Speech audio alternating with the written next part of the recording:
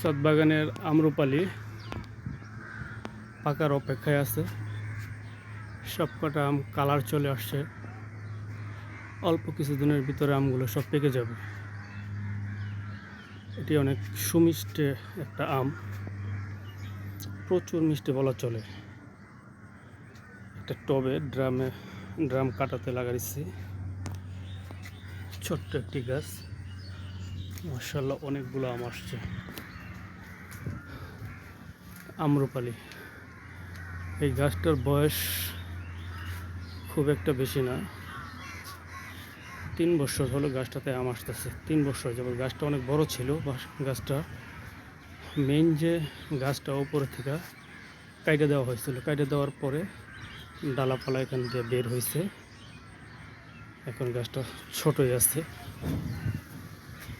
এই অবস্থা গাছটার এখন।